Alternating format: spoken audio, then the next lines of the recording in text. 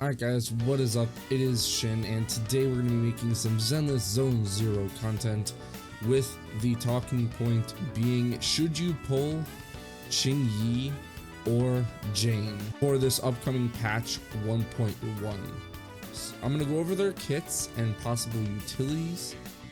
So starting off, we're going to start with phase 1 being Qingyi. She's an S rank electric stun type character, so she focuses on building the daze meter and focuses on using her special attacks and EX special attacks to build up a resource called Flash Connect Voltage. When Flash Connect Voltage reaches at least 75%, she can enter the Flash Connect state.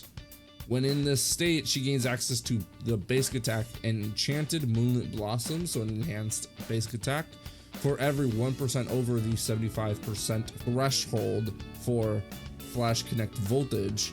Enchanted Moonlit Blossoms inflicts 1% and 0.5% more damage and days, respectively. So she's basically going to build up her meter, and then when she gets into her enhanced state, she's going to just pump out more damage and days. So that's going to be something that's going to be interesting to look into going forward. Her core passive being that whenever she lands a finishing strike from her Enchanted Moonlit Blossoms, she inflicts 5 stacks of subjugation on the enemy, capping at 20 stacks. Each stack increases target's stun damage by 3%.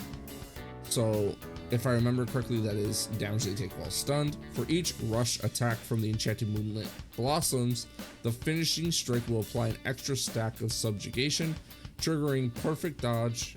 With finishing strike will apply 10 stacks, and when applying stacks to normal or elite enemies will be doubled. Recovering from stun will remove all stacks of subjugation.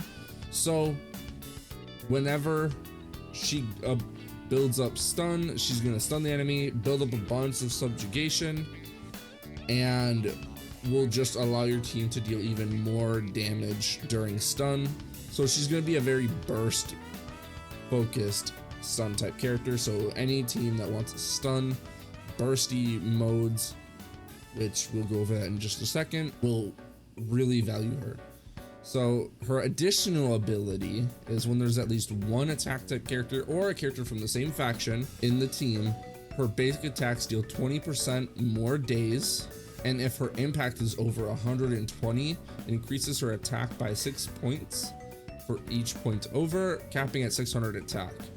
So best team, my prediction is best team is going to be for Qingyi. It's going to be Zhu Yuan, Qingyi, Nicole, because Zhu Yuan is also an amazing teammate for her, just because of how bursty her damage is with her enhanced shot shells. So that is going to be her best team, my prediction. I feel like that's fairly obvious as well, but additional reasons to pull for Qingyi aside from that is you just want a better electric based stun type character, and that you don't like Anbi, which shame on you, she is adorable. And then also a police faction enjoyer, respect, because Zhu Yuan and Jane, all police officers, and she is perfect for Zhu Yuan as a teammate. So those are all great reasons to pull for her. Some reasons to skip her: you don't want her or need another electric stun type character, and maybe you have a stun type character that's just good enough or better for you.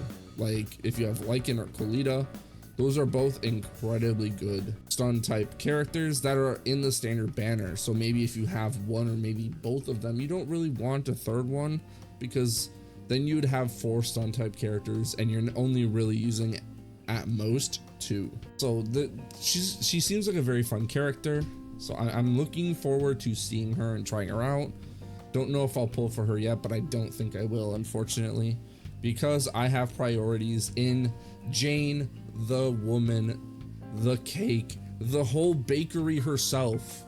She is an S rank physical anomaly type character, so I am in love with the Anomaly playstyle. I really am looking forward to having an actual Disorder team comp coming up with the release of Jane and Seth, which I will be talking about in a later video. So make sure to hit the bell and subscribe for more Zenless Zone Zero content that is coming your way. Obviously, Jane is an anomaly type character, so she excels in physical anomaly buildup. So Jane wants to get into and maintain her passion state, which when she performs a perfect dodge, defensive assist, or attacks enemies, she gains passion stream.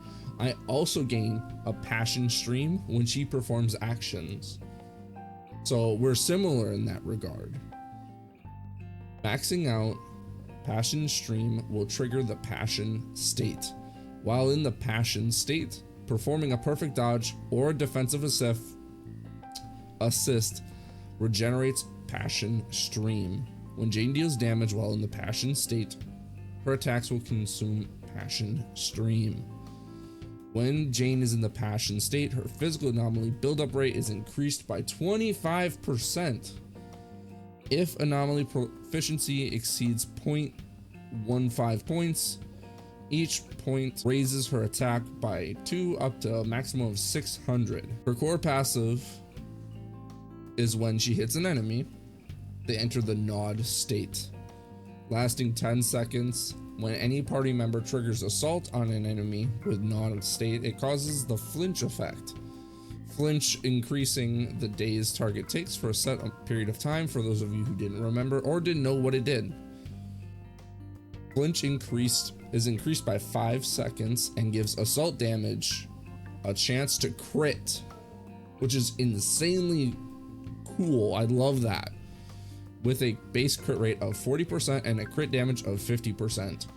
Each point of her anomaly proficiency increases this crit rate by 0.16%. Her additional ability triggers when another anomaly agent or agent of the same faction. Jane's physical anomaly buildup rate is increased by 15%, which is quite a bit actually. If enemy is already affected by an attribute anomaly, her physical anomaly buildup on the target is increased by additional 15%. So she gets up to 30% anomaly buildup rate.